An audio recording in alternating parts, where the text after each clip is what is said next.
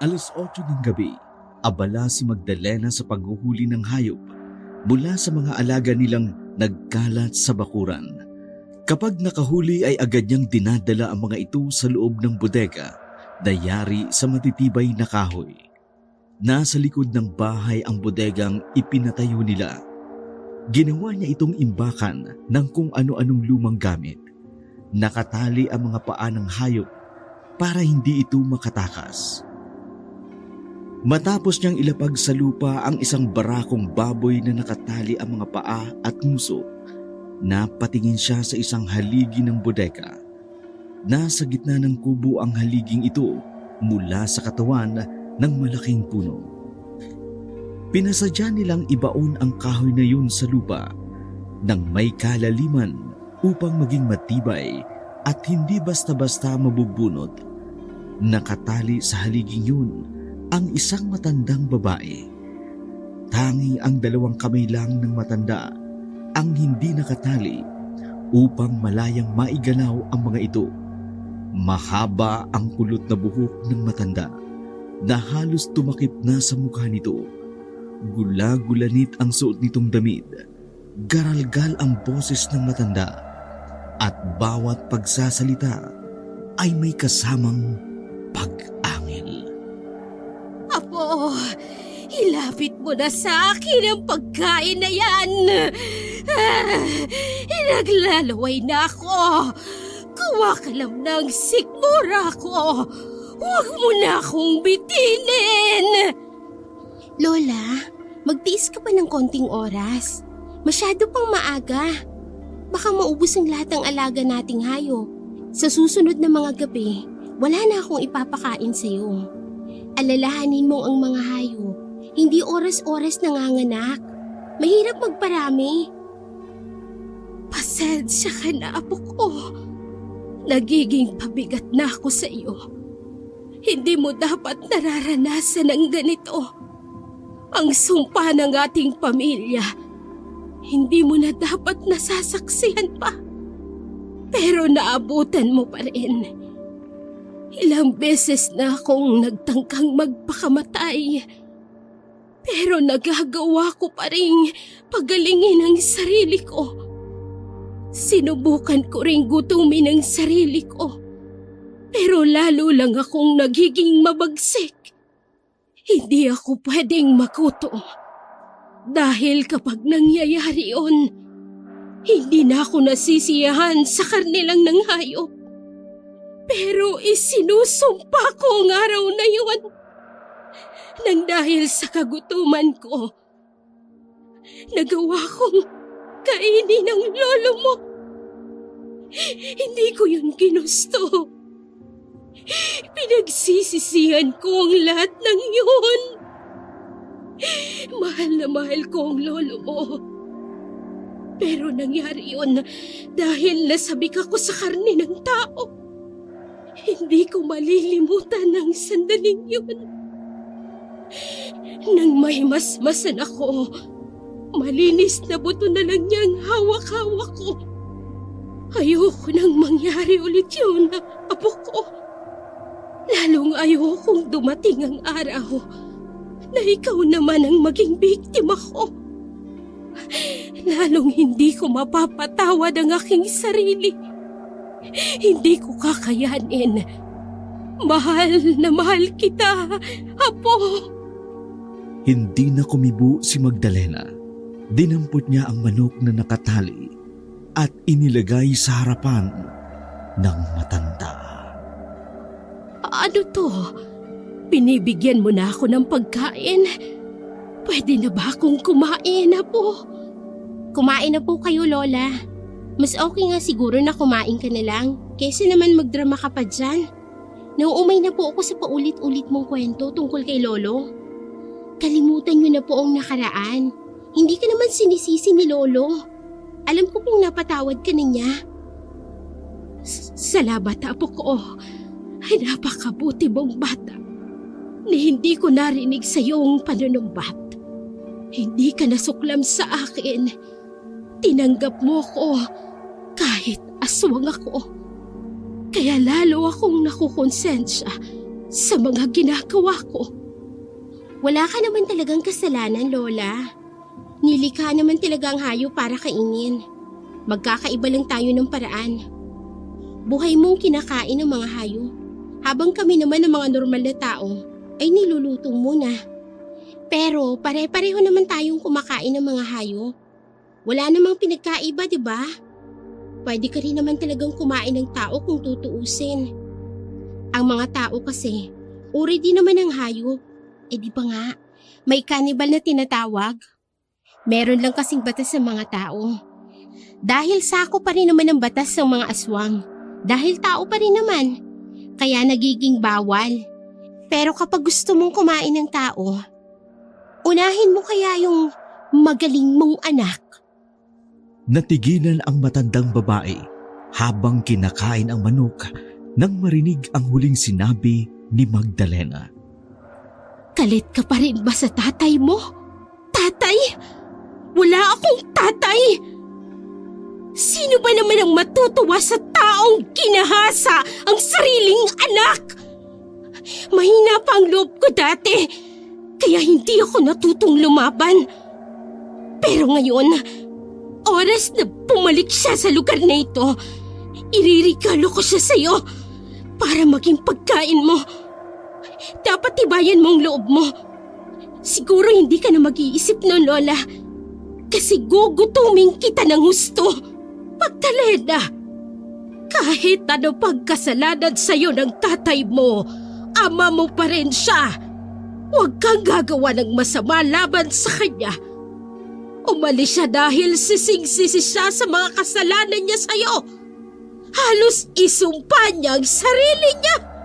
Pero sinira niya ang buhay ko, Lola! Sinira niya ang pagkababae ko!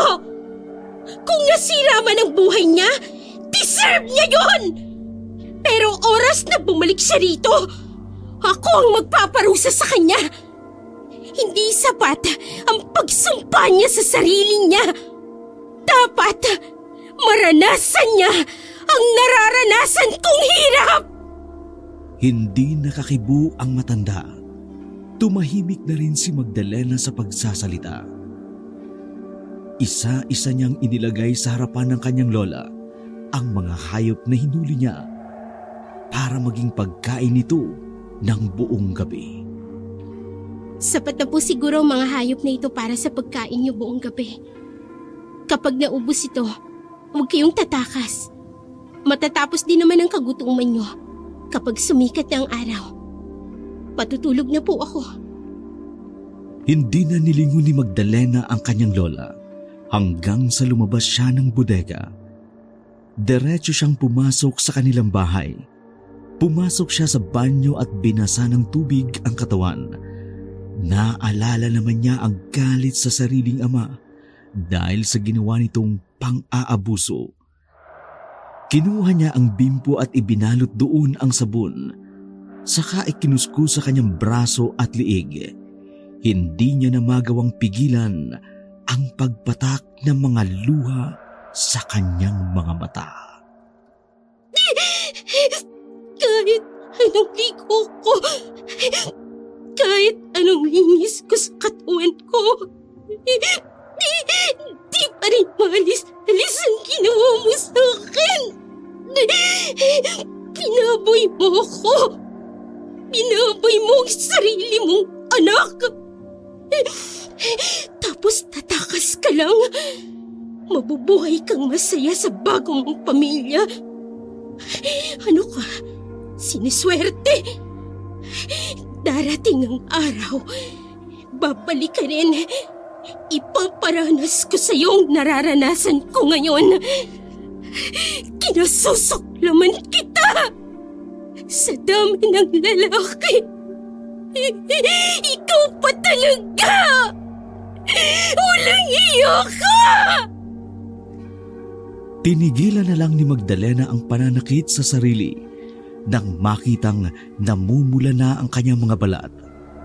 Tinapos niya ang paliligo at saka natulog. Kinabukasan, nagising siya dahil naririnig niya ang mga nagwawalis sa bakuran Dali-dali siyang lumabas ng kwarto at sumilip sa bintana. Nakita niya ang kanyang lola na masiglang winawalis ang mga tuyong dahon. Napakunot ang kanyang noo at nag-isip. Pagkatapos ay bumaba siya ng bahay para kausapin ang matanda. Tumakas ka kagabi? Natigilan ang matanda at pautal-utal na sumagot. Ay, kukuan. Kasi umaga na. Kinalagan ko na ang sarili ko kanina. Medyo kasi tumataghali na ako. Naisip kong baka napasarap ang tulog mo. Ayaw na kitang istorbohin, apo. Hindi na sumagot si Magdalena. Sa halip ay pinuntahan niya ang mga alagang hayop. Binilang niya isa-isa ang mga ito. Sumunod naman ang matanda sa kanya. Kahit wala pang sinasabi ang dalaga, nagpaliwanag na ang matanda. 2 lang ang ibinawas ko, apo. Bilog ang buwan kagabi. Alam mo naman kapag bilog ang buwan, malakas akong magutom. 2 lang? 2 malaking baboy, Lola. Yung mga inahin pa talagang kinain mo? Yung isa doon buntis! Paano kung 10 anak nun? Di 12 lahat ng nakain mong pasobra.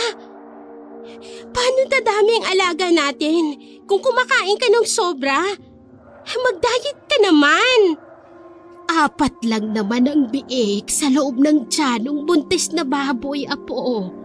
Huwag ka nang magalit sa lola. Magsisipag naman ako. Pakakainin ko sila ng madami para maging malusog. Ay naku, Lola, sumasakit ang ulo ko sa'yo. Wala ka na ngang ibang pinapakiramdaman kundi yung tiyan mo. Hayaan niyo na nga po. Wala na rin naman tayong magagawa kung nasa tiyan mo na yung mga baboy. Kahit naman po ipaluwa ko pa yan sa inyo, wala na, hindi na yan mabubuhay. Ang mahalaga, hindi ka ho ng biktima ng tao kagabi. Dahinto ang pagtatalo ng dalawa nang marinig ang pagtawag ng isang lalaking paparating. Malayo pa lang ito, isinisigaw na ang pangalan ni Magdalena. Oh, ay si Peter yun, apo. Harapin mo na. Ay mabait ang batang yun. Palagi mo na lang pinagtataguan o di kaya'y sinusungitan. Huwag kang mag-alala sa akin. Iboto ako sa kanya. Sabihin mo po umalis ako. Ayaw ko po siyang kausapin. Pare-pareho lang naman ang mga lalaki. Katawan lang ang habol nila sa babae. Ay, hindi ganon. Magkakaiba sila. Ang lolo mo nga ay sobrang maginoo. At saka... Hindi na natapos ng matanda ang sinasabi dahil wala na sa tabi niya si Magdalena. Siya na lang ang humarap sa binatang si Peter. Nang makalapit ito, ay... Nako, apo! May toyo na naman si Magda ngayon. Ay balik ka na lang sa susunod na araw. Pasensya ka na, ha? Naku, wala po yun, Lola. Dumaan lang po ako kasi gusto ko sanang ibigay sa kanya itong mga prutas. Galing po ako sa pwesto ni Mama sa palengke. Nakita ko marami siyang bagong dating na prutas kaya nagdala ako. Pakibigay na lang po sa kanya. Napakabait mo talaga, Peter. Huwag mo sanang pagsasawaan na suyuin ang apo ko, ha? Darating ang araw, lalambot din ang puso niya para sa'yo. Naku po, Lola, kahit hindi niyo naman po sabihin sa akin yan. Magtsatsaga ho talaga ako hanggang sa makuha ko yung matamis na oo ni Magdalena. Natural lang naman po na maging masungit at mailap siya. Ang ganda-ganda niya pa naman. Kung mabait po siya at paniwalain, baka kung sino-sino ang lalaking dumaan sa buhay niya. Kaya, napakaswerte ko po talaga. Dinaan na lang ng dalawa sa biruan at tawanan ang usapan. Inaya ng matanda si Peter sa terasa upang doon ay makapag-usap sila. Maalagain ang binata, kaya tuwang-tuwa ang matanda sa kanya. Ipinagbalat siya nito ng orange habang nagkukwentuhan. Naupo naman ang matanda sa kanyang tumba-tumba Habang kinakain ang matamis na prutas, nanahimik ang dalawa nang may humintong magarang kotse sa tapat ng bahay. Lola, may bisita ka po bang darating? Parang kilala ko ang kotse na yun eh. Hindi ko sila iniimbitahan dito. Ano kayang sadya ni Julio? Yun, sabi ko na nga ba, kilala ko ang kotse na yan. Sabi ko na, kotse ng matapobreng mayaman dito sa atin. Ay, ano kaya kailangan niya? Titig na titig ang dalawa sa magarang kotse hanggang sa lumabas na ng sasakyan ang may-ari nitong si Don Julio. Diretsyong naglakad papasok ng bakuran ang lalaki at walang kaabog-abog na kinausap ang matanda nang makalapit ito. Kumusta, Lola Zenaida? Maayos pa ba ang pagtira mo rito sa maliit at lumang barong-barong? Mukhang wala ka na talagang pera, no? Hindi mo na nagagawang papinturahan ang bahay mo. Tignan mo, kinakain na ng mga lumot ang dingding. Hindi mo ba alam na nakakapresko ang mga lumot? Pinapalamig nito ang temperatura sa loob ng bahay. Saka pinatitibay nito ang simento. Tignan mo, ang tagal na ng bahay ko na ito. Pero hindi pa rin nagigiba kahit pa may malakas na bagyo. Ano nga palang sadya mo, Don Julio? Para namang hindi mo alam ang ipinunta ko rito. Minsan lang akong dumalaw kapag may nakalimot na. Kukumustahin ko lang naman ang napag-usapan natin tungkol sa utang ng pamilya mo. Kailan ka ba magbabayad uli? Nasa iyo na ang kalahati ng lupain ko. Ang mga ani naman mula sa mga pananim sa natira kong lupa. Sa natitira kong lupa ay may porsyento ka rin. Hindi ba ang usapan natin ay ganoon lamang? Ano't naparito ka at naniningil? Oo nga pala. Hindi ako nakadaan dito ng isang araw. Kaya hindi ko nasabi sa'yo. Na-compute ko na ang lahat ng dapat mong pagbayaran. Napaisip lang ako kung makapagbabayad ka pa ba ng pagkakautang. Matanda ka na. Tingnan mo ang itsura mo. Payat na at uugod-ugod. Kung hindi dahil sa inuupuan mong tumba-tumba, baka tuluyan ka nang natumba sa lupa. Mukhang isang bulate na lang ang kailangang pumirma kay kamatayan para sunduin ka niya. Paano kung bukas ay makipagkasundo na kay kamatayan ang bulating yun? Aba, maiiwan ang utang mo. Sino ang magbabayad sa akin? Wala naman ang anak mong magaling na si Dante. Kaya naisip ko, para matapos na ang problema nating dalawa, ibigay mo na sa akin ang natitira mo pang lupain. Tapos kalilimutan ko na ang pagkakautang mo. Ano? Ay, hindi ako papayag sa ganon. Makapagbabayad ako, pero hindi mo pwedeng kunin ang natitira kong ari-arian. Para yun sa nag-iisa kong apo. Dahil sa kasakiman ng ugali ng mayamang lalaki, ay hindi na napigilan pa ni Peter ang sumabat sa usapan ng dalawa. Napakasama naman ninyo. Nagbabayad naman sila ng napagkasunduan ninyo ah. Eh bakit kailangan nyo maggipit ng ganyan?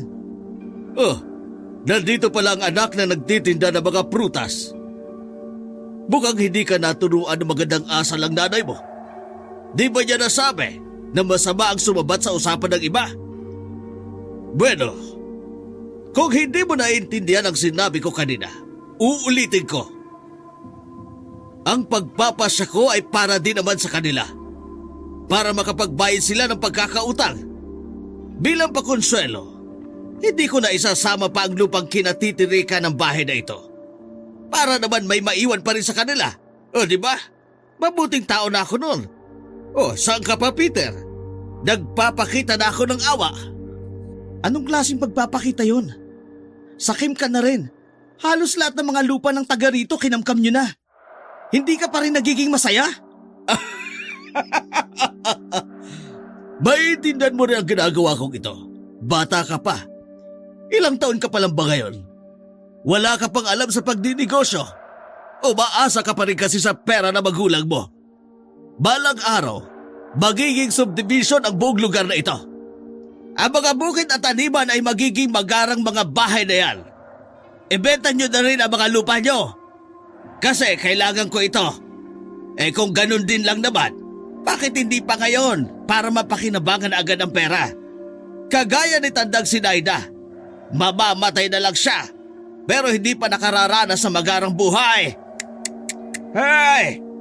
Habang nag-uusap sila, sumagad naman ang galit ni Magdalena. Nasa kwarto siya, pero dinig na dinig niya ang usapan ng mga ito. Lumabas siya para sumabat sa kanilang usapan. Hindi ba? Ang utang ng lola ko ay matagal ng bayad? Dahil ibinigay niya na ang kalahati ng lupain namin. Ang natitirang utang na sinasabi mo ay hindi utang ng lola ko. Utang yun ng lalaking nagngangalang Dante. Bakit hindi siyang hagilapin mo para singilin? Siya naman ang tumakbo dun sa pera noong umalis siya. Tapos kaming sisingilin mo? Wala na siyang mamanahin dito dahil matagal na siyang itinakwil. Kaya wala ka nang aasahan pa sa amin. Hindi kami ang magbabayad ng perang itinakbo niya. Hindi na sumagot si Don Julio sa sinabi ni Magdalena. Sa halip ay sinuyod niya ng tingin ang dalaga. Mula paa hanggang ulo nito. Nagtanggal pa siya ng salamin sa mga mata upang makita ng maayos ang kagandahan ng dalaga. Palaging agaw pansin ang kagandahan ni Magdalena dahil kutis porsilana ito. Mahaba ang unat at itim nitong buhok, matangos ang ilong, at may pagkasingkit naman ang mga mata na minana pa niya sa kanyang lolo. Kinilabutan si Magdalena dahil sa paghagod ng tingin sa kanya ng lalaki. Naikuyom niya ng patago ang kanyang kamao. Ito ba ang naiwang anak ni Dante? Akalain mo nga naman, lumaking magandang bata ito, hana? Hindi nagmana sa ama. Mukhang nagmana sa lolo niya. Sige, ganito na lang. Total ayaw niyong ipambayad ang natitira niyong lupa. Itong batang ito ang magbabayad sa akin. Mas okay siguro yun, di ba? Sabay na umalma sina Lola Sinaida at Peter sa sinabi ng lalaki. Ayaw niyo pa rin. Pagtatrabahuhin ko lang naman sa mansyon ko ang batang ito hanggang sa makabayad ng utang. Total, ama naman niya ang umutang ng malaking halaga. Di ang anak niya magbayad dahil tumakas naman ang ama niya. Hindi ko siya ama. Hindi niya ako anak. Wala akong pakialam sa kanya, lalo na sa utang niya. Naningkit ang mga mata ni Don Julio. Tumahimik siya. Nagtimpi ng galit ang lalaki. Nang hindi siya makapagpigil, marahas niyang hinablot sa braso si Magdalena at kinaladkad ito. Kayo ang mamili ngayon. Kung gusto niyong mabawi ang batang ito, dalhin niyo sa akin ang titulo ng lupa. Kung ayaw niyo naman, siya ang magbabayad ng utang sa akin ng ama niya. Bitiwan mo ko! Hindi ako sasama sa'yo. Wala akong utang na dapat bayaran. Kaagad namang humabol si Peter para iligtas si Magdalena. Pero nang makalapit, ay malakas na suntok ang natanggap niya mula sa mayamang mata pobre. Susugod pa sana si Peter pero hinawakan na siya ng dalawang lalaking tauhan ni Don Julio. Binitiwan lamang siya nang makasakay na ng kotse ang lalaki at si Magdalena. Magda! Ibaba niyo si Magda! Huwag niyo siyang dadalhin! Walang hiya ka talaga! Ibaba mo siya! Magda! Pupunta kita sa mansyon! Susunduin kita doon! Hintayin mo ako! Binuksan ni Don Julio ang bintana ng kotse para kausapin si Peter. Pagpunta mo sa bahay, tiyakin mo lang na dala mo ang titulo ng lupa. Tsaka bakit ka ba nagkakaganyan? Magtatrabaho lang naman si Magdalena sa bahay ko. Mas okay siya doon kaysa naman sa bukid o di kayo mag-alaga ng hayop. Mas gaganda pa siya sa mansyon. Makaasta kayo para bang ibebenta na ang organ ni Magdalena sa mga sindikato. Peh! Panay ang pagwawala ni Magdalena. Nagpupumili siyang lumabas ng sasakyan dahil sa inis ni Don Julio. Sinigawan siya nito dahilan ng kanyang pananahimik. Tumigil ka nga! Ano bang ikinatatakot mo sa mansyon? Mga tao rin naman ang mga nandun. Hindi naman kami kumakain ng tao. Kapag hindi ka tumigil, patutulugin kita nang hindi nagdaan sa antok! Kung hindi mo ako pauuwiin mamayang gabi, hindi na kayo aabutan ng buhay bukas! Dapat ba akong matakot sa pagbabanta mo? Ano bang dapat kong katakutan sa iyo at sa pamilya mo? Wala nga kayong kahit na ano. Sa akin kayo dapat matakot. Dahil lahat ay meron ako. Kaya kapag sinabi kong tumahimik ka, tumahimik ka! Hindi na nakakibo si Magdalena. Hindi na siya nakipagtalo pa sa lalaki. Hindi rin naman niya pwedeng ipagkalat na aswang ang lola niya. At kapag hindi siya pinakawalan nito bago sumapit ang dilim, alam niyang susugod ang kanyang lola para iligtas siya. Pagdating sa mansyon, isinama siya ni Don Julio sa opisina nito para doon pag-usapan ang pagtatrabaho niya. Ipinakita pa sa kanya ng lalaki ang listahan ng kanilang pagkakautang na kailangan niyang bayaran. Naruroon pa rin ang halaga ng buhanan niyang sahod. At kung ilang taon ang gugugulin niya sa pagtatrabaho sa mansyon hanggang matapos niyang bayaran ang utang. Bakit mo ba ipinipilit sa akin na bayaran ang utang ng lalaking yon? Hindi ko naman siya kaano-ano. Ang laki ng galit mo sa ama mo. Ano bang nagawa niya sa'yo? Hiniwalayan niya ba ang nanay mo? Iniwan ka at bumulag siya ng sariling pamilya? Yun lang? Wala ka nang paki sa kung anong dahilan ng galit ko sa kanya. Basta hindi ko babayaran ang utang niya. Gusto ko ang matapang na babaeng kagaya mo. Pababaiting kita ng konti. Kapag nakuha ko na ang natitira ninyong lupa, isasama ko pa ang pinagkakatirikan ng bahay nyo. Saan na kayo pupulutin ng lola mo? Paano na kayo mabubuhay? Pero kapag magtatrabaho ka rito, mababayaran mo ang utang, may lupa ka pa. Babayaran ko ang ibang trabahong ipinagagawa ko sa'yo na hindi sakop ng trabaho mo dito sa mansyon. Mukha ka namang matalino. Palagay ko malaki ang maitutulong mo sa negosyo ko. Kaya magkakaroon ka ng extra income. Hindi ka pa rin papayag? Mamili ka. Ayaw ko nang pinatatagal ang usapin. Mabait pa ako sa lagay na ito dahil binibigyan kita ng pagpipilian. Pasalamat ka at maganda ka. Napalunok ng laway si Magdalena nang marinig ang huling sinabi ng lalaki.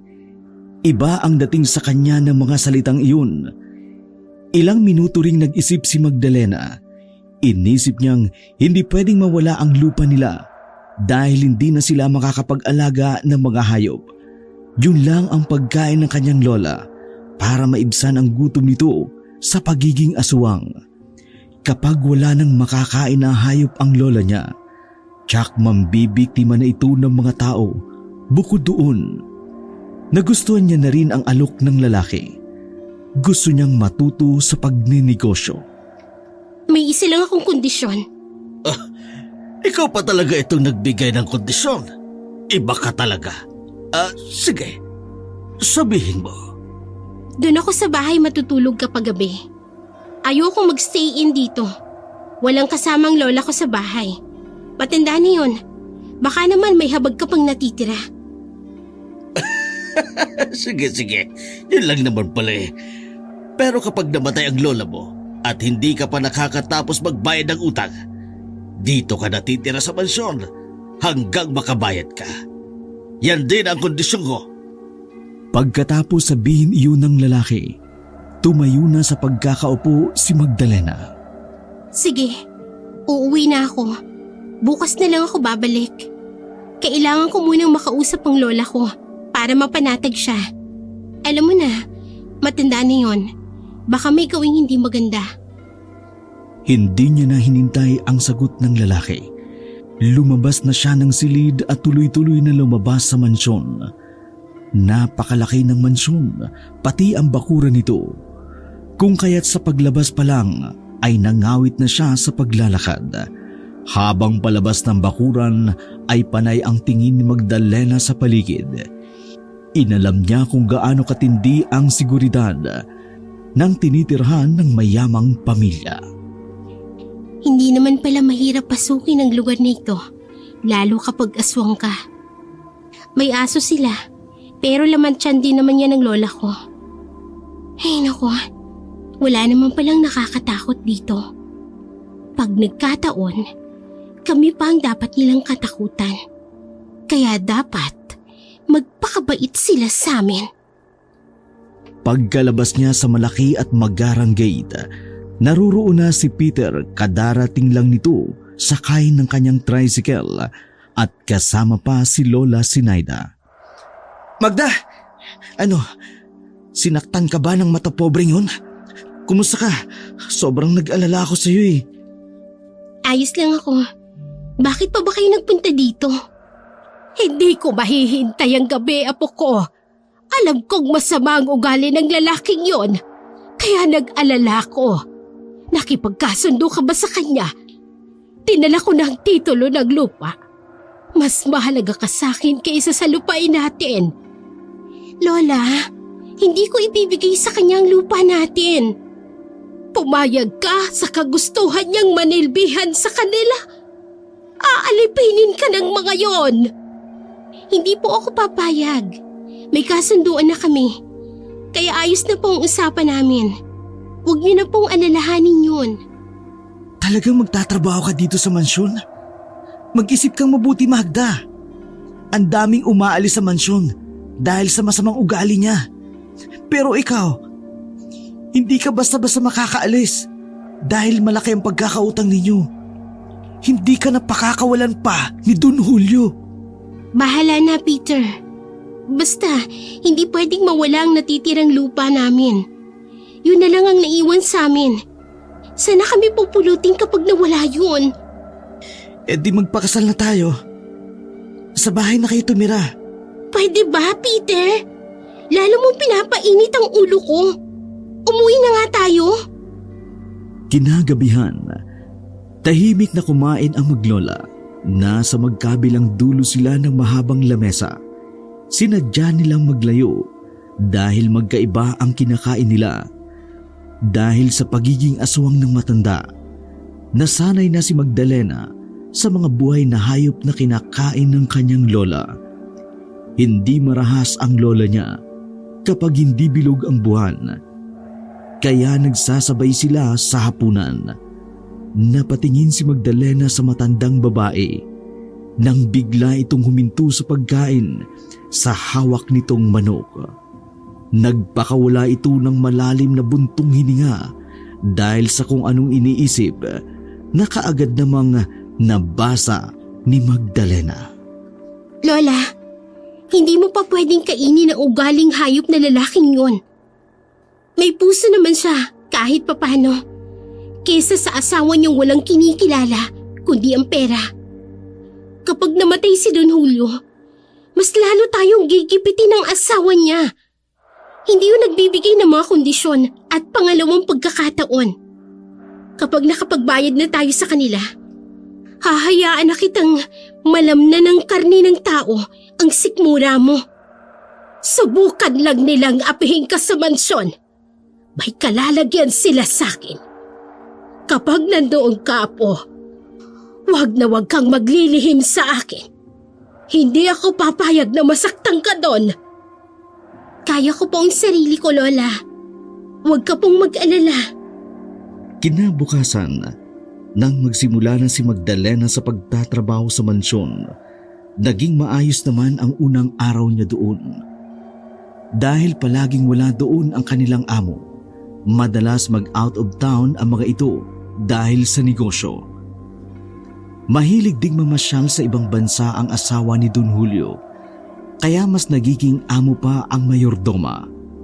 Ang mga anak naman ng mag-asawa ay palaging tumatambay sa bahay ng kanilang mga kaibigan. Paminsan-minsan ay nagsasama ang mga ito ng mga kaibigan sa mansyon.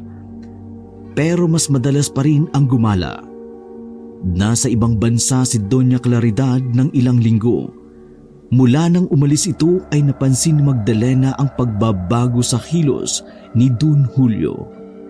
Hindi na ito gaanong umaalis sa bahay at panay na lang ang tawag sa telepono. Sa mga transaksyong ginagawa nito sa negosyo, isang tanghali, sinabihan si Magdalena ng kasama niyang kasambahay na pinapupunta raw siya ni Don Julio sa opisina nito. Malakas ang kabog ng dibdib ni Magdalena nang magtungo ito sa opisina. Kumatok siya ng ilang beses bago pumasok. May kausap pa sa telepono ang lalaki nang maabutan niya ito. Pero sinenyasan niya ito na maupo sa upuan sa harap ng kanyang lamesa. Naghintay siya roon hanggang sa matapos sa pakikipag-usap ang lalaki. Natatandaan mo ba ang sinabi ko sa yung extra income? Bungad na tanong ng lalaki sa kanya. Tinanguan niya lamang ito. Nakalib ang sekretarya ko. Di niya nagagawa ang iniutos ko sa kanya. Kaya ikaw ang paggagawin ko naman ngayon. Ano po yun? Madali ka naman pumick up, di ba? Dalhin mo ang envelope na ito sa nakalagay na address. Pagkatapos ay may ibibigay siyang box sa iyo. Dalhin mo sa akin, pero hindi dito. May pupuntahan kasi ako meeting. Dadaan ako sa plaza. Doon mo ibigay sa akin. Ipinaliwanag ni Don Julio ang lahat ng gagawin ni Magdalena. Nang maintindihan niya ito, pinayagan na siyang umalis para puntahan ang address. Pagkatapos ay nagkita nga sila sa plaza. Nakaparada ang sasakyan ni Don Julio sa gilid ng plaza. Kaagad niya namang pinuntahan. Pinapasok siya sa loob at sinabing ihahatid siya sa mansyon at dadaan din naman doon ang lalaki upang kunin ang nakalimutang bagay. Nagsimula nang magtaka si Magdalena dahil yun ang unang beses na umalis ang kanyang amo na walang kasamang driver. Panay ang tingin niya sa daan. Kinakabahan siya sa pagkaseryoso ng lalaki. Maya-maya pa'y napansin niyang nag-iba ng ruta ang sasakyan nila. Don Julio, saan na ho tayo pupunta? Ibang daan na po ito. Nagbago na ang isip ko. Mamaya na tayo umuwi. Sumama ka muna sa akin sa pupunta ko. Saan po? Sa meeting. Medyo alanganin na kasi ako sa oras. Kapag negosyante ka, mas malaga ang oras kaysa sa ibang bagay. Hindi mo pwedeng paghintayin ang kausap mo.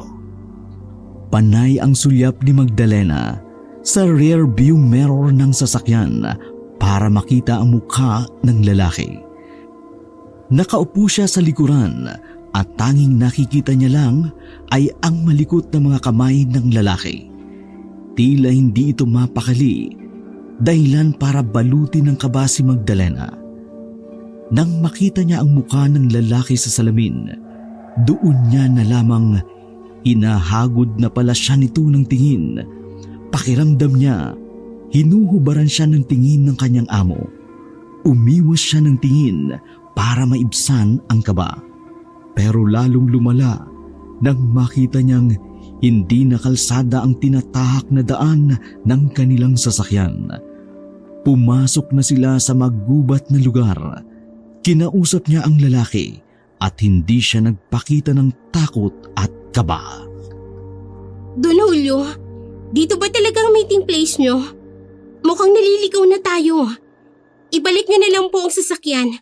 O kaya naman, ibaba nyo na po ako. Kayo na lang po ang tumuloy sa meeting. Uuwi na lang po ako. Kaya ko pang lakarin ng daan pabalik. Hindi na kumibo pa ang lalaki na mas lalong ikinabahala ni Magda. Kinapa niya na ang maliit na kutsilyong itinatago niya sa kanyang bulsa. Palagi niya itong dala-dala kahit saan man siya magpunta. Hinawakan niya iyon ng maigpit. Inihanda ang sarili sa pagtatanggol nito mula sa kung anumang masamang balak ng kanyang amo. Matapos ang ilan pang sandali, inihinto na ni Don Julio ang sasakyan. May titingnan lang ako rito. Samahan mo muna ako. May ipakikita ako sa'yo. Kailan lang kasi ay nabili ko ang lupa na ito. Bala kong ipagawang resort. Ano sa tingin mo? Hindi na sumagot si Magdalena. Mabilis niyang hinawakan ang pinto ng sasakyan. Pilit niya itong binubuksan para makalabas. Pero hindi niya na nagawa pa dahil nakalak na ang mga iyon. Buksan mo itong pinto! Uuwi na ako! Huwag kang bastos! Pag-uusapan natin kung paano ka makakabayad sa utang ninyo ng mabilis. Ayaw mo ba? Nakaisip na ako ng paraan. Di bali nang magbayad ako ng habang buhay. Kaysa sa mabilisang hindi ko naman gugustuhin. Pababain mo na ako dito. Buksan mo ang pinto! Sige! Sa labas tayo mag-usap kung ganon! Naunang bumaba ang lalaki sa sasakyan. Sinundan pa ni Magdalena ang tingin kung ano ang gagawin nito. Nang makita niyang papalapit na ito sa kanyang pwesto, inunahan niya na ito. Mabilis siyang lumabas ng sasakyan at binalak na tumakbo para makalayo. Pero kaagad na nahawakan ng lalaki ang mahaba niyang buhok. Hinablot siya nito at marahas na isinandal sa sasakyan. Nagwawala si Magdalena habang nagsisisigaw ng tulong. Inilabas niya na rin ang kutsilyo. Itinusok sa lalaki. Pero tinawanan lamang siya nito. Malakas din si Don Julio. Nagawa nitong agyawin ang patalim kay Magdalena. Saka itinapon sa malayo. Pag-usapan natin ng mabilis na paraan ang pagbabayad mo ng utang. Aarti ka pa? Dapat ka nakikiusap ka. Maganda ka. Sayang ang ganda mo kung hindi mo lang naman pakikinabangan. Sumigaw ka hanggat gusto mo. Pag-aari ko ang lugar na ito, walang makaririnig sa'yo. Bitiwan mo ako! Hayop ka! Wala kang makukuha sa akin! Bitiwan mo ako! Nakipaglaban si Magda sa lalaki. Pero dahil malakas ito sa kanya, nagawa nitong kunin ang gusto niya. Paulit-ulit siya nitong hinalay hanggang mapagod ang lalaki.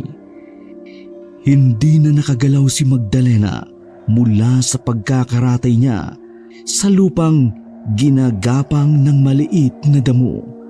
Panay ang tulo ng luha niya, pero galit lang ang natira niyang emosyon ng mga sandaling iyon. Naramdaman niya ang pagbagsak ng damit niya sa kanyang katawan nang ihagis ito ni Don Julio. Magbihis ka. Tapos pag-uusapan natin ang kabawasan sa utang mo. Mas mapapabilis ang pagbabayad mo ng utang kapag hindi ka nanlaban. O hindi ba mas okay yun? At kapag natuwa ako sa'yo, baka bigyan pa kita ng reward. Kaya sa susunod, magiging mabait ka lang, ha? Pero mas gusto ko rin naman yung nanlalaban. Bakit nga pala nang laban ka? Hindi ka naman pala berhen. Sinong nakauna sa'yo? Yung Peter na yun? Lalong nagdilim ang paningin ni Magdalena sa lalaki. Dali-dali siyang dumampot ng bato. Pinukpok yun kay Don Julio. Pero tumama ito sa likod. Uulitin pa sana niya.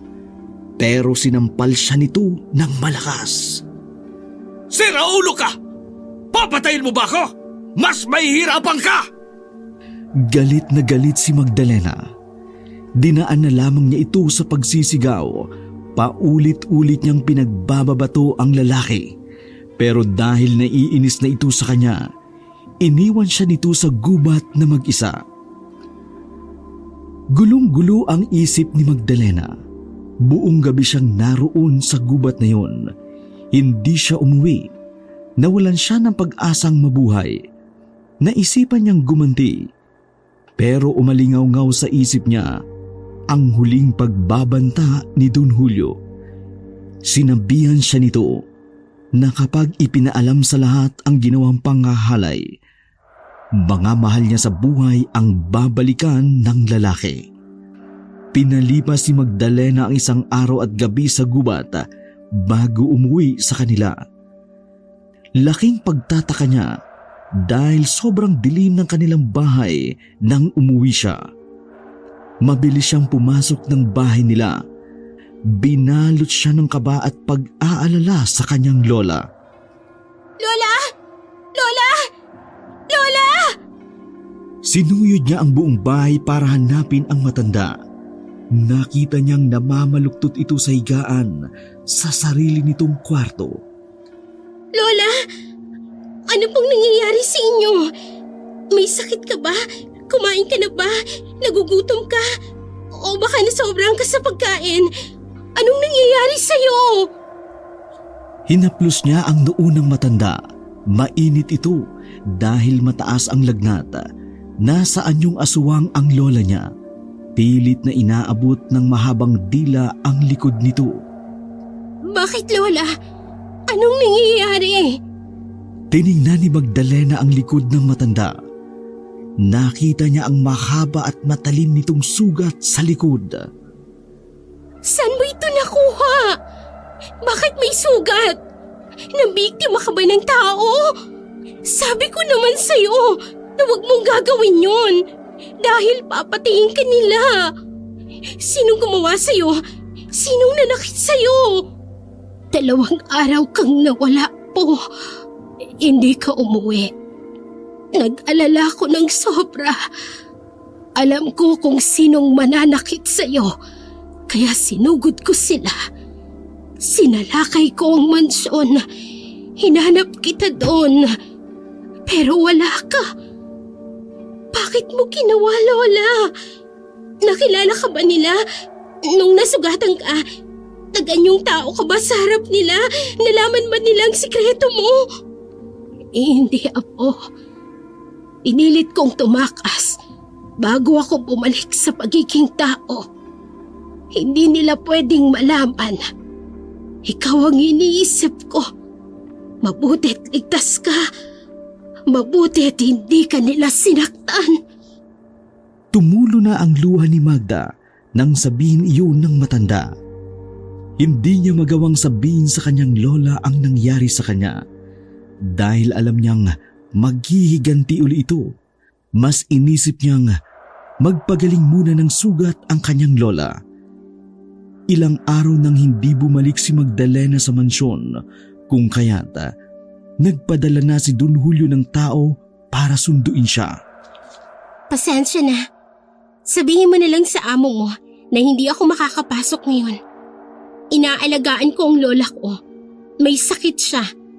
Kapag gumaling na siya, saka ako babalik.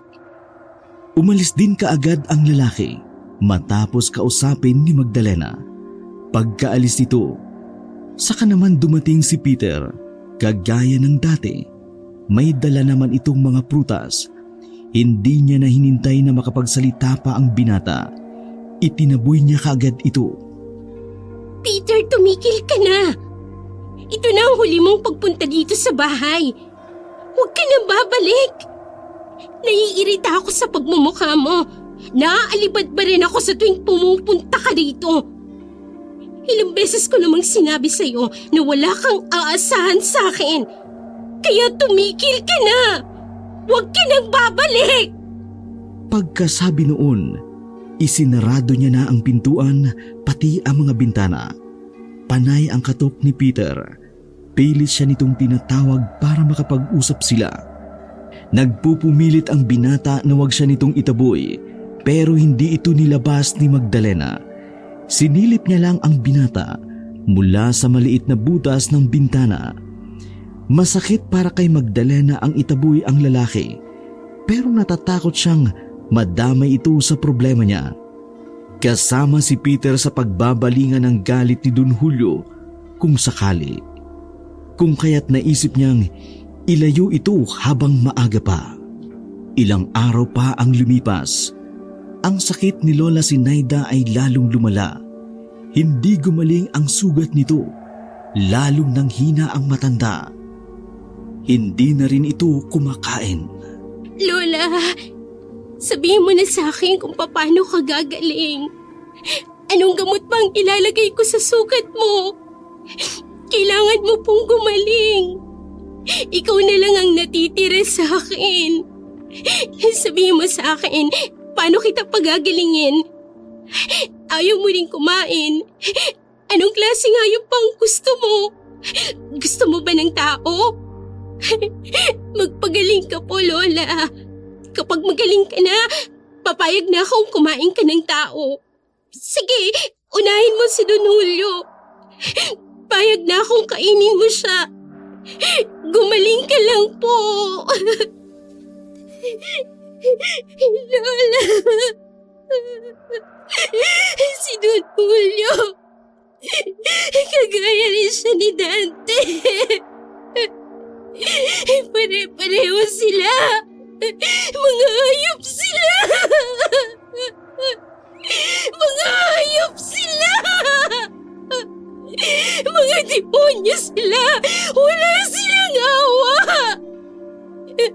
Ibibigay ko na sila sa'yo, Lola. Biktimahin mo na sila.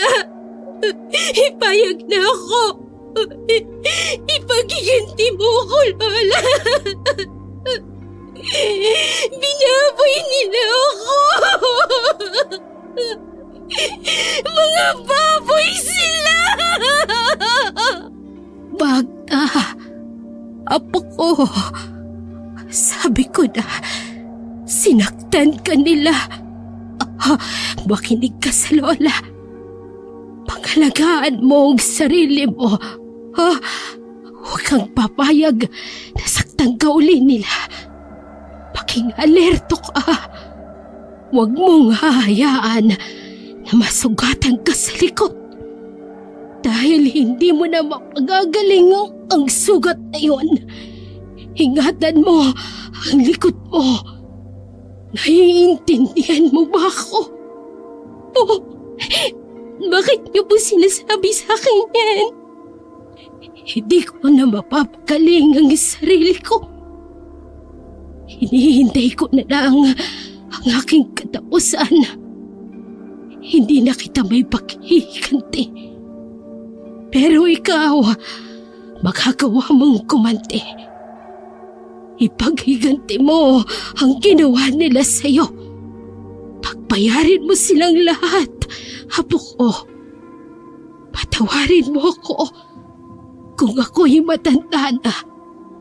Kung hindi na kita may pagtatanggol bilang ng aking hininga. Pero bago kita iwan, maiiwanan ako para sa'yo, apo ko. Hindi po, Lola. Hindi po ako papayag. Hindi mo ako iiwan.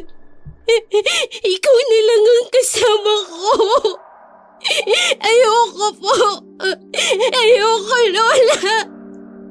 Lola. Natigilan si Magdalena nang umubo ng umubo ang lola niya.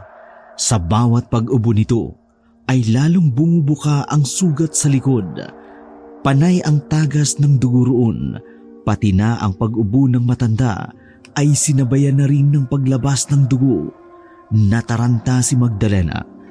Gusto niya nang lumabas ng bahay para humingi ng tulong, pero pinigilan siya ng matanda. Hinawakan siya nito ng maigpit sa braso. Walang makapagpapagaling sa akin. Halika, lumapit ka sa akin, Magda. Lumapit ka. May bubulong ako sa iyo. Umiyak na lumapit si Magda sa kanyang lola. Gulat na gulat siya nang makitang may iniluluwang itim na bato ang matanda. Lumutang ang batong iyon at diretsyong pumasok sa bibig ni Magdalena. Hindi niya na iyon napigilan. Diretsyong nalunok niya ang batong itim. Lola, ano yun? Ano yung nalunok ko? Niyugyug niya ang matanda para sagutin siya nito. Pero natulala siya nang makitang hindi na humihinga ang lola niya. Dilat ang mga mata at nakabuka ang bibig ng matandang malapit nang malagutan ng hininga.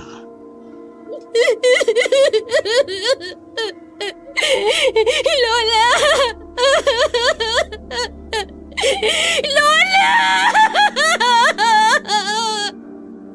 Pumalahaw si Magdalena habang niyayakap ang walang buhay ng katawan ng matanda.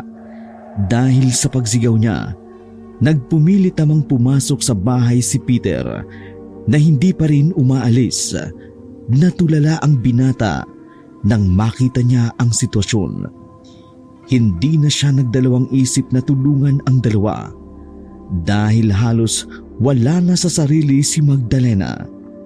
Si Peter ang nag-asikaso ng lahat hanggang sa mailibing ang matanda. Ilang araw na ang lumipas matapos mailibing si Lola Sinaida. Nakaalalay pa rin si Peter kay Magda kahit anong taboy ni Magdalena sa binata. Hindi pa rin ito umaalis sa kanyang tabi. Bakit ka ba nandito, Peter? Sabi ko naman sa'yo na huwag mo na akong balikan. Hindi kita kailangan. Umalis ka na. Hindi na akong dating Magda na kilala mo noon. Ibang-iba na ako. Hindi tayo magkauri. Kahit ano pang sabihin mo, hindi kita iiwanan. Magdamahal kita. Maghanap ka ng ibang mamahalin na mas karapat dapat sa'yo. Hindi ako yun. Dahil ba yan sa pagiging aswang nyo? Alam ko na ang lahat, Magda. Ano? Sinabi na sa akin ni Lola Sinaida ang lihim ninyo. Nandun ako nung sinalakay niya ang mansyon. Pinigilan ko siya, pero ayaw niyang tumigil. Pero nung sugatan na siya, gumawa ako ng paraan para maitakas siya. Nagganap ako ng mga gamot para sa kanya. Habang wala ka, inalagaan ko siya. Sinabi niya sa akin ang lahat. Pero hindi pa rin yung sapat para itaboy mo ko. Magdamahal kita. Nangako ako kay Lola na hindi kita pababayaan. Tanggap kita kahit ano ka pa. Hindi mo naiintindihan, Peter. Kaya umalis ka na. Itinaboy pa rin ni Magdalena si Peter, pero kahit araw-araw niya itong gawin sa binata, hindi pa rin ito nagsasawa sa panunuyo. Dumating ang gabing kabilugan ng buwan, unang gabi ng pagpapalit ng anyo ni Magdalena. Doon niya naintindihan ang hirap ng kanyang lola sa pagiging aswang nito. Halos mapatid ang litid niya sa pagpipigil ng sigaw habang nagsasaaswang. Nang tuluyan na siyang maging aswang, kaagad siyang tumakbo sa mga alaga nilang hayop para maibsan ang hapdi ng kanyang sikmura. Habang kumakain ng buhay na hayop, naisip niya si Don Julio at ang kahayupang ginawa nito sa kanya. Kumanda ka, Don Julio. Oras na ng aking paniningil. Sa akin ka naman matatakot ngayon. Ipararanas ko sa'yo ang matinding bangungot na kahit gising ka, mararanasan mong matakot. Ikaw naman ang makatitikim ng galit ko! Nagbalik na sa mansyon si Magdalena. May dala siyang 3 buhay na manok. Kaagad niyang pinuntahan si Don Julio sa opisina nito. Don Julio, pasensya na po kayo kung ngayon lang ako nakabalik. Tinapos ko po muna ang aking pagluluksa. May dala akong manok para po pakonsuelo sa araw na hindi ko pagpasok sa trabaho. Akala ko nga hindi ka nababalik eh. Mabutit na isipan mong bumalik dito. Nakapag-isip-isip ka na ba ng mabuti sa mga iniaalok ko sa'yo kung paano mapapadali ang pagbabayad mo ng utang? Opo, naisip ko pong tama po kayo. Gusto ko rin makabayad ng mabilis. Ganyan. Dapat nga yung ganyang mindset. Dapat iniisip mo ang future mo. Huwag yung puro ka na lang drama. Hindi naman yan makakatulong sa pag-asenso mo. Isipin mo na lang kung paano ka makakaahon ngayong wala na ang lola mo. Mag-isa ka na lang sa buhay. Wala ka ng ibang magiging sandalan kundi ako. Bakit ka nga pala nagdala ng manok? Marami akong manok sa farm. Hindi bali, hayaan mo na. Ipadadala ko na lang yan sa farm mamaya. Kukulangin po kasi ang mga alaga niyong hayop kung sakasakali. Kukulangin? Kalokohan! Sumilay ang nakatatakot ng ngiti ni Magdalena dahil sa kanyang naiisip. Alam niyang hindi maiintindihan ni Don Julio ang kanyang binabalak, pero hindi pa man naisa sa katuparan, nag-uumapaw na ang tuwa sa kanya. Nabaling ang atensyon nila sa pintuan nang bigla itong magbukas. Pumasok sa opisina ang asawa ni Don Julio na si Doña Claridad. Julio, nabalitaan mo na ba ang nangyari sa farm? Bakit? Anong nangyari? Nilusob daw ng mababangis na hayop, sabi ng mga tauhan natin. Maraming namatay sa mga alaga natin. Wala nang mga bitukang mga hayop na natagpuan nila. Ano ba namang kamalasan yan? Karamihan sa biktima ay mga 45 days na manok. Kailangan pa naman nating magdala ng mga supply sa binabagsakan natin ng manok. Paano na yan? Gawan mo ng paraan, Julio! Natigilan sa pagsasalita ang ginang nang matuon ang paningin niya kay Magdalena. Sino naman ito? Anong ginagawa niya sa opisina mo? Saka bakit niya dinala dito sa loob ang maruming manok na yan? Siya si Magda, apo ni Sinaida. Ilang araw na siyang nagtatrabaho dito. Di mo lang nakikita kasi panay kang wala.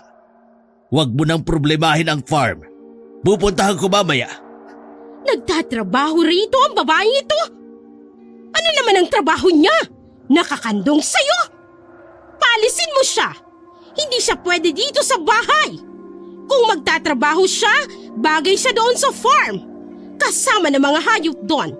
Hindi ka pwedeng tanggap ng kung sino-sino na wala akong alam. Pinag-usapan na natin yan dati pa, Julio. Oo na, bunganga mo. Halika na. Magda, dalhin natin sa farm ang dala mong manok. Nakipagtitigan ng malalim si Magda sa asawa ni Don Julio bago niya iniwan ang opisina. Nanlaki ang mga mata ng babae dahil sa pagkainis sa kanya. Bago niya itutuluyang iwan, nginitian niya pa ito ng nakakaloko dahilan para lalong manggalaiti ang babae. Pagdating nila sa farm, nakatingin lang si Magda sa tumpok na patay ng mga hayop. Napailing siya sa nakita. Halos kasing taas niya ang tumpok na yun. Napabuntong hininga lamang siya pagkatapos ay nakapagsalita ng mahina. Hindi ko alam na ganyang karami ang nakain ko kagabi. Masyado pala akong nagutom. Hindi naman ganun kasarap ang mga alaga nila. Pero naparami pa rin ako ng kain. Sa susunod, titikman ko naman ang mga baka nila. Napalingon siya kay Don Julio nang lumakas ang boses nito dahil sinasabon sa galit ang mga tauhan niya. Sinisisi nito ang mga tauhan dahil sa kapabayaan sa trabaho. Pinagmasdan niya lang ang lalaki hanggang matapos sa paninermon. Maya-maya, bumalik na uli ito sa sasakyan. Pagkalapit nito, iniabot niya ang dala niyang manok. Ano yan? Bakit sa akin mo ibinibigay? Iabot mo doon sa mga tauhan ko! Regalo ko. Pasimulan mo ng bagong alaga. Pares naman ito. Kaya dadami sila. Lalong nainis ang lalaki. Nagsindi ito ng sigarilyo. Sumandal na rin muna sa sasakyan habang sunod-sunod na nagbubuga ng usok. Alam mo nung nakaraan, sinalakay ang mansyon ng mababangis na hayop.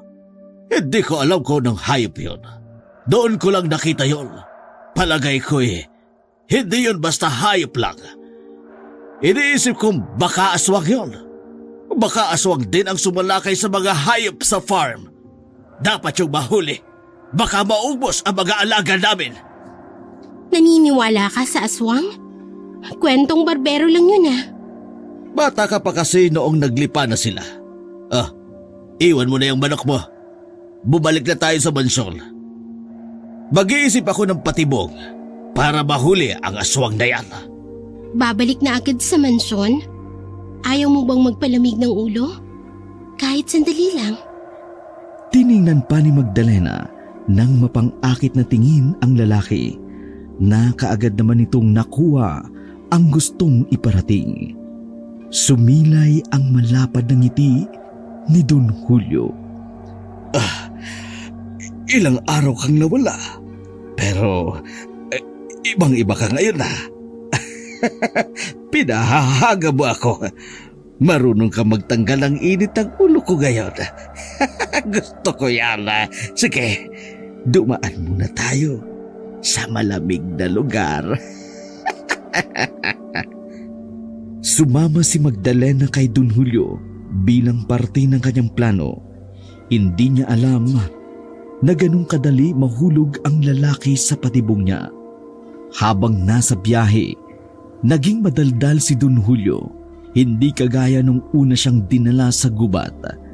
Panay ang tanong nito kung saang hotel ba niya gustong pumasok. Hotel? Nakakatawa. Nung una hindi mo ko tinanong. Ayos lang sa akin. Kahit sa damuhan lang ulit. Ano ka ba naman? Dati kasi, alam kong aalma ka pa. Pero iba ngayon, di ba? Kapag ganyan ka ng ganyan mapapabilis na makabayad ka ng utang. Kapag nagipit ka, pwede ka namang umutang uli. Sabihin mo lang sa akin, hindi kita pagdadamutan. Sige, pag-iisipan ko. Pagkarating nila sa hotel, parang nakainom ng kakaibang bitamina si Don Julio. Naging agresibo agad ito. Teka, sandali lang. Maliligo na muna ako. Habang naghihintay ka dyan, uminom ka muna ng kape. Ipagtitimpla kita. Ayoko kasi na makatulog ka. Kaya dapat sa'yo, kape. Kahit ano pang ipainom mo sa akin. Ayos lang. Sige, bilisan mo maligo ha. Talaga ba? Kahit ano? Masarap naman ako magtimpla ng kape. Kahit papano. Matapos niyang ibigay ang kape sa lalaki, pumasok na siya sa banyo. Ipinilid niya ng bagya ang pinto upang makita ang ginagawa ni Don Julio. Lumapad ang ngiti ni Magdalena nang makitang ininom ni Don Julio ang kape. Ano kaya ang magiging reaksyon niya kapag makikita niya ang sarili niya na kinakain ng mga alaga nilang hayop? Itatakwil kaya siya ng pamilya niya kapag nalaman nila na aswang siya? Kung maaga lang sanang sinabi sa akin ni Lola na kaya pala naming manghawa sa pamamagitan lang ng laway. Matagal ka na sanang naging aswang, Don Julio. Umabot pa ng ganito katagal. Pero ayos lang. Matutuwa pa rin ako kapag nakikita ko na ang paghihirap mo. Hindi ka pa naman marunong magpigil ng sarili. Kaawa-awa ka. Ilang gabi na ang dumaan matapos hawaan ni Magdalena ang pagiging aswang ni Don Julio. Matyaga niyang hinintay ang kabilugan ng buwan. Sa gabing iyon, buo na ang pagiging aswang ng lalaki. Nasa aswang siya ng gabing yun. Maliwanag ang buwan. Nakaantabay siya sa kaganapan sa loob ng mansyon.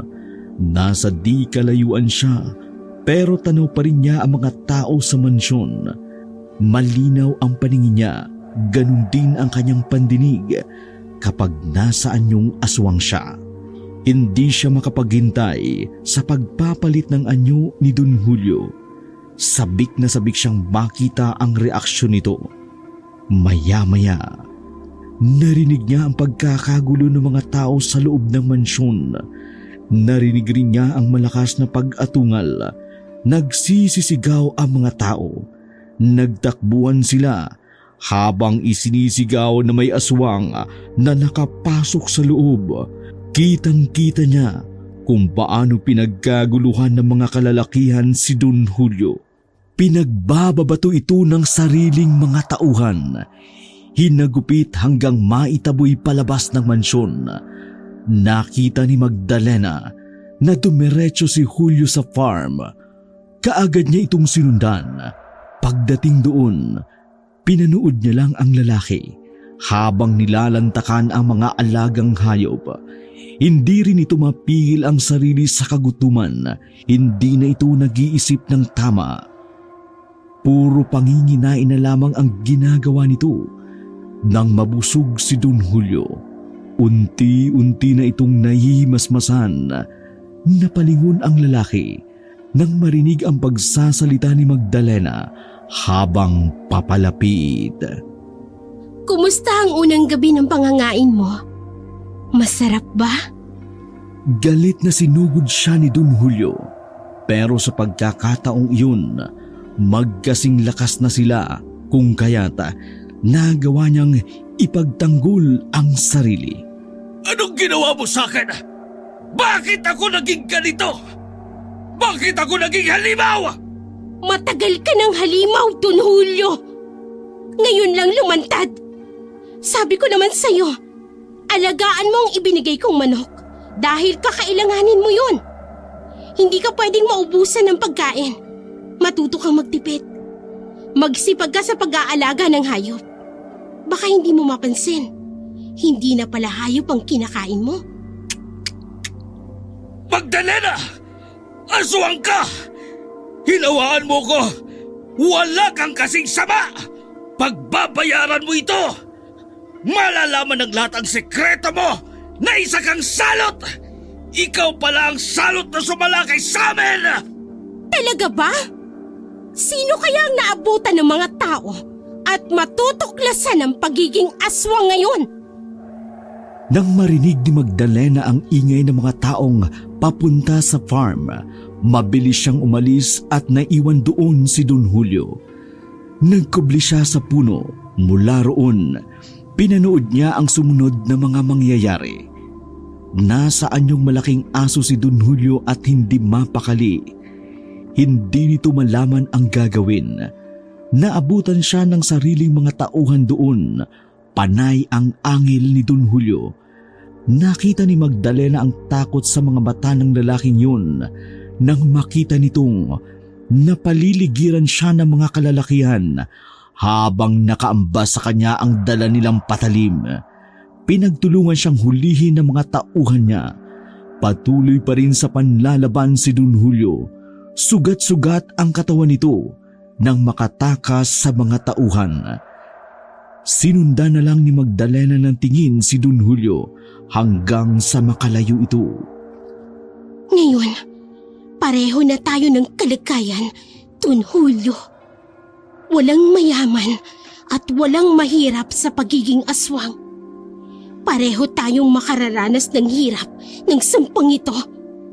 Ang pinagkaiba lang natin, masama pa rin ang ugali mo. Ilang araw na si Magdalena sa bahay niya. Hindi siya bumalik sa mansyon. Wala rin namang sumusundo sa kanya na mga tauhan ni Don Julio. Kaya naisip niyang mukhang tumigil na ang lalaki. Hindi na rin siya nakibalita pa rito, pati sa nangyari sa mansyon. Isang araw, habang abala si Magdalena sa pagpapakain ng mga alaga niyang hayop, biglang may humablot sa braso niya. Dali-dali siya nitong dinala sa loob ng bahay. Pagkapasok ay isinarado ang pinto. Don Julio, anong ginagawa mo dito? Maaabsuelto ka sa mga utang mo sa akin.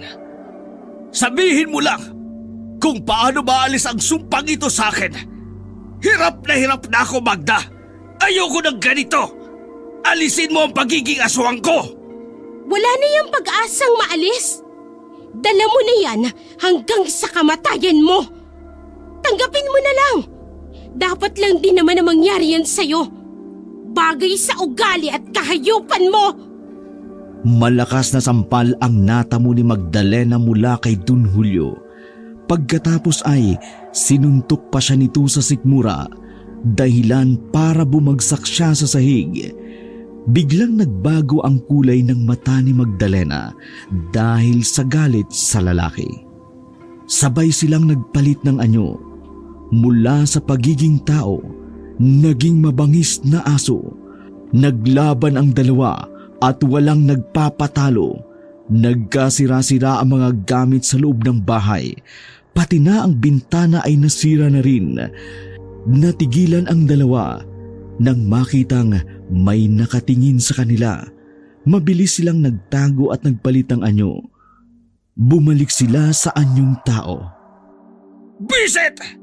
Nakita pa ako ni Edna! Akala ko'y nakadayop na ang chismosang alalay ni Claridad! Tsak na magsusumbong yun sa amo niya! Hindi pa tayo tapos, Magda!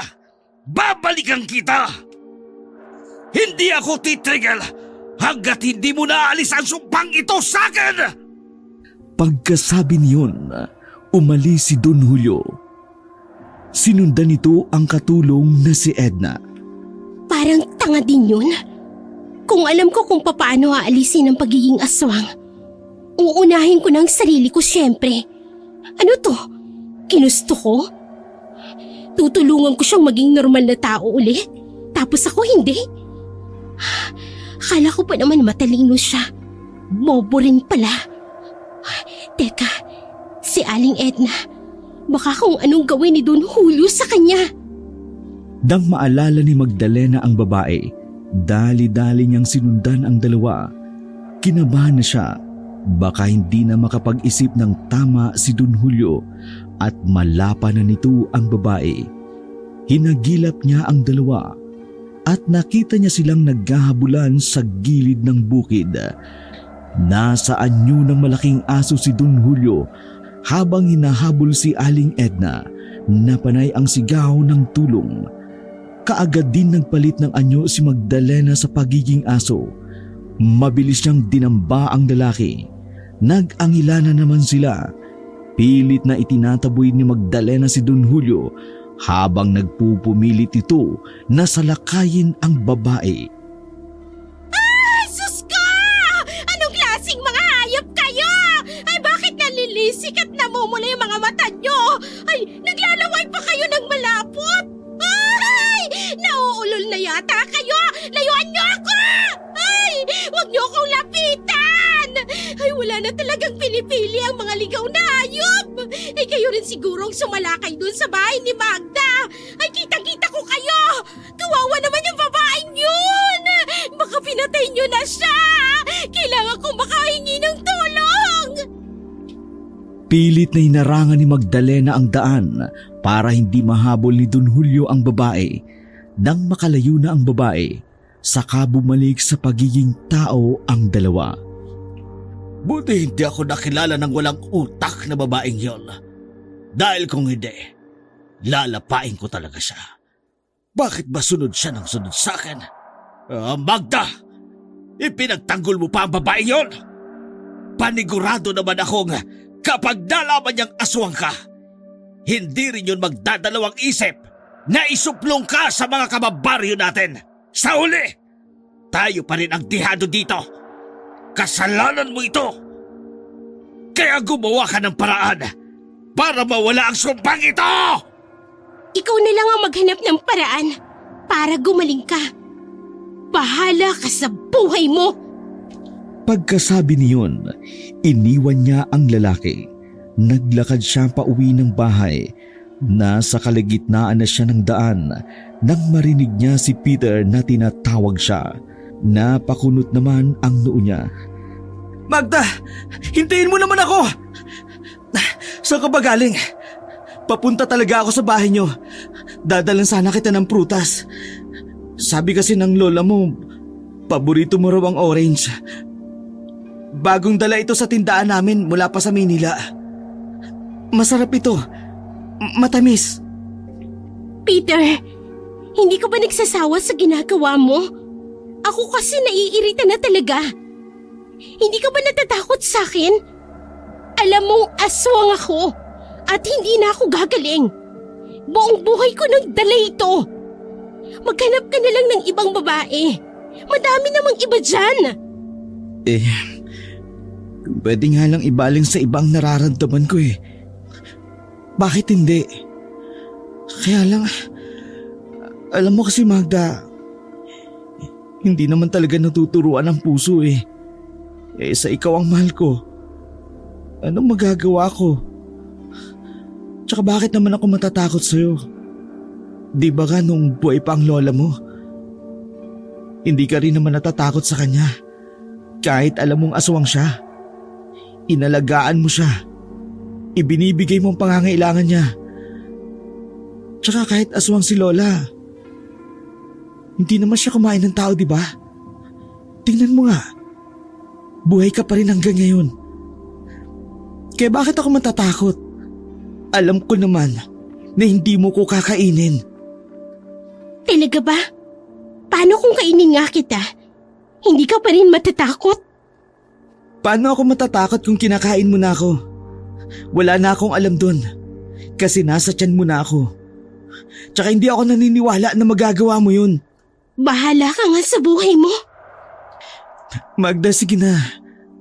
Huwag mo na akong itaboy. Tatanggapin ko naman lahat sa'yo eh. Kahit mag-anyong dragon ka pa, Magda.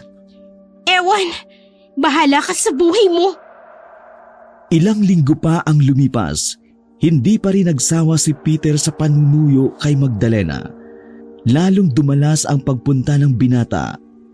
At minsan, inabot pa ito ng gabi doon. May mga pagkakataong nasasaksihan ni Peter ang pagbabagong anyo ni Magdalena. Pati na ang panginginain nito ng mga buhay na hayop. Pati na ang pinakasukdulan sa pagiging aswang niya tuwing bilog ang buwan ay nasaksihan din ni Peter. Pero hindi siya nito iniwan. Awa naman ang naramdaman ni Peter sa kanya, bagay na ayaw ni Magda na ibigay sa kanya ng iba. Pero dahil sa kalagayan niya, lalo niyang naramdaman ang pagmamahal ni Peter sa kanya. Bakit ba ang kulit mo? Bakit ba ayaw mo akong tigilan? Hindi ako nararapat sa'yo, Peter. Piliin mo magkaroon ng normal na buhay. Please, wag ako. Awa lang ang nararamdaman mo sa akin. Wag mo akong kaawaan. Magda, mahal kita. Hindi kita kinakaawaan. Gusto talaga kita eh. Ikaw ang gusto ko makasama habang nabubuhay ako. Masama ba yun? Ngayon ganyan ang iniisip mo. Paano ang bukas? Anong bukas? Bukas, ikaw pa rin ang mamahalin ko. Pangako yun. Kung sakaling maging tayo, magkakaanak tayo, tapos ano, magiging aswang din sila? Hindi pwede. Huwag na nating dagdagan ng lahing hindi pwedeng dumami. Kalimutan mo na ako. Umalis ka na, Peter! Kahit anong sabihin ni Magdalena, hindi pa rin niya magawang itaboy si Peter. Kaya nakaisip siya ng paraan para tumigil na ito.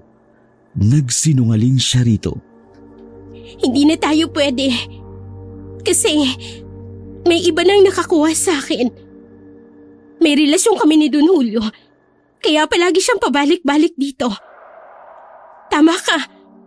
Mag-isa na lang ako sa buhay. Kaya ginamit ko ang isip ko.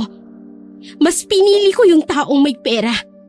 Dahil mapapangalagaan niya ako. Mapoprotektahan niya ako. Pero ikaw, hindi mo yun magagawa sa akin. Madadamay ka lang sa sumpa ko. Pasensya ka na, Peter. Ano? Pumatol ka sa mata pobreng yun? Magda, naririnig mo ba ang sinasabi mo? May pera siya, Peter. Matatapatan mo ba ang kayamanan at impluensya niya? Diba hindi? Hindi na nakasagot pa si Peter sa kanya. Kitang-kita niya ang panlulumo nito habang umaatras paalis ng bahay. Pagkalabas ni Peter, kaagad niyang isinarado ang pinto, saka ibinuhos ang pag-iyak. Sorry, Peter. Sorry. Pero ayoko na talagang madamay ka pa sa lahat. Ayoko rin na ikaw ang umako sa kayupang ginawa sa akin ni Don Julio.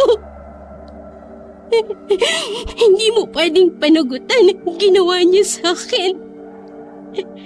Ako lang to. Ako lang ang mag-isa na dapat na magtaguyod dito. Hindi ka na dapat pa na madamay. Hawak ni Magda ang kanyang tiyan habang umiiyak. Pilit niyang itinatago ang ilang buwang pagdadalang tao na bunga ng pangahalay sa kanya ni Don Julio. Pero alam niyang paglipas ng buwan, hindi niya na magagawang itago pa ang lumalaking tiyan. Mas pinili niya ang mabuhay na mag-isa kesa ang makapanakit ng ibang tao. Habang lumalaki ang tiyan ni Magda, naging tampulan siya ng tsismis ng mga kababaryo. Hinayaan niya lamang iyon dahil alam niyang lilipas din ang mga araw. Ang tsismis ay matatabunan din. Hinintay niya lang na humupa ang mga tsismis tungkol sa kanya. Napalitan iyon ng kwento tungkol sa pambibiktima ng aswang sa kanilang lugar. Kumalat hanggang kabilang baryo ang pasaling-saling na kwento na may mga aswang daw na nambibiktima ng mga alagang hayop at tao.